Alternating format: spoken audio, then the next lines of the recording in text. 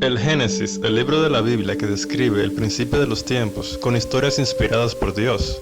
¡Mentiras! En realidad, el Génesis se inspiró de tradiciones religiosas más antiguas para crear su propia versión de los hechos y defender la existencia de un único Dios. Vamos a ver. Siempre me ha fascinado el contexto histórico de la Biblia.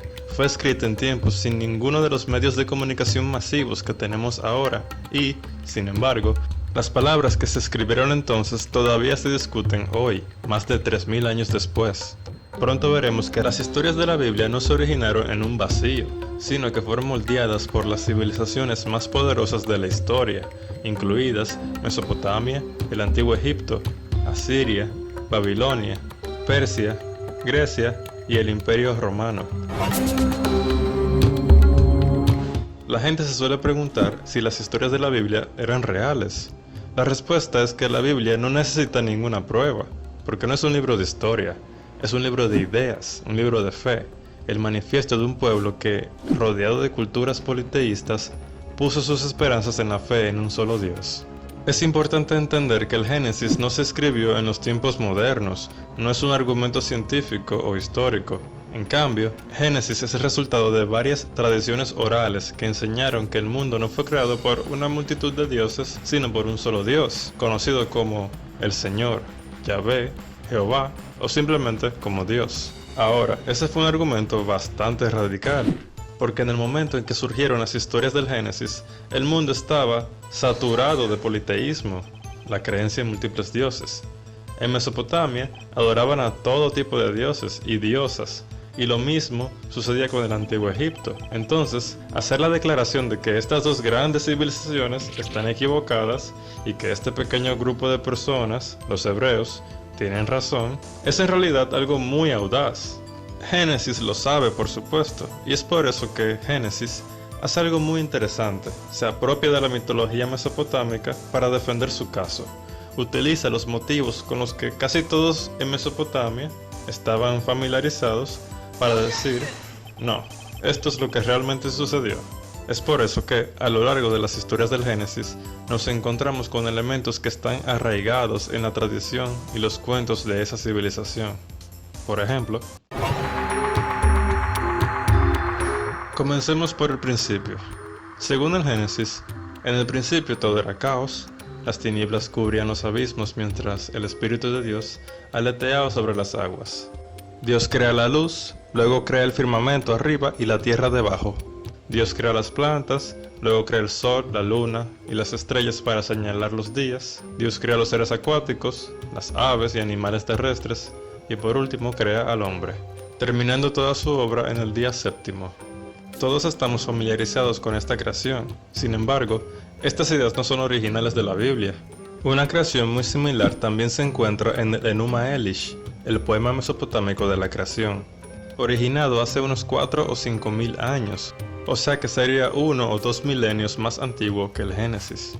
Según el Enuma Elish, en el principio solo había un remolino de aguas en el caos. Luego de que el dios Marduk venciera a la malvada diosa Tiamat, dividió sus restos en dos. Una mitad la extendió e hizo el firmamento, y con otra mitad hizo la tierra. Luego organizó los movimientos del sol, la luna y las estrellas para significar los días.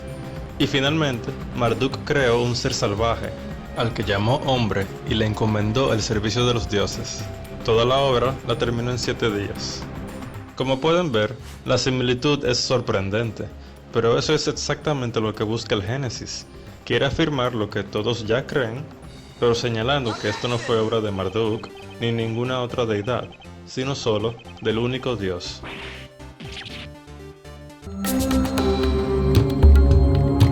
Como había dicho, Génesis es producto no de una, sino de varias tradiciones orales. Según el Génesis, Dios creó al hombre del polvo de la tierra. Esto se refleja en su nombre, Adán, que se deriva de Adama, en hebreo, que significa tierra. Y precisamente es que en muchas culturas se define al hombre como un ser nacido de la tierra. Esto no es una idea propia de la Biblia. Tenemos obras babilónicas más antiguas que el Génesis, donde los primeros hombres son creados gracias a un moldeado divino con el barro. Por ejemplo, en el poema de Atrahasis, la diosa madre Nintu mezcla arcilla con la sangre de un dios para crear a los primeros seres humanos, 7 hombres y 7 mujeres. Y en el poema de Gilgamesh, la diosa de la creación Aruru mojó sus manos en agua y pellizcó arcilla, la dejó caer en el desierto y se creó el hombre salvaje Enkidu. El Génesis nos dice que Adán y Eva habitaban en el hermoso jardín de Edén. La inspiración de este lugar probablemente viene de la leyenda de Dilmun, que circuló en Sumeria, la primera gran civilización del mundo. El relato se encuentra en la historia de Enki y Ninhursag y describe a Dilmun como una tierra pura, limpia y brillante, donde las fieras no matan ni existe la vejez. Muchos siglos después, durante el exilio babilónico, cuando la tradición del Génesis cayó bajo la influencia persa, el jardín del Edén adquirió un nuevo nombre, Paraíso, del antiguo persa Pardis, que significa recinto protegido, quizás en referencia a los parques que se mantenían para el rey. Hasta ahora hemos visto cómo el Génesis se apropia de varios mitos antiguos para crear su versión y defender la creencia en un solo Dios. ¿Y tú? ¿Crees que el Génesis fue inspirado por Dios? ¿O crees que fue moldeado por las civilizaciones que lo rodeaban? Sea como sea, en el ámbito de lo desconocido, en asuntos de fe, uno no puede estar seguro de nada, ni probar nada, ni convencer a nadie. Todavía quedan varios relatos del Génesis cuyos orígenes explicaré en un próximo video, así que hasta luego.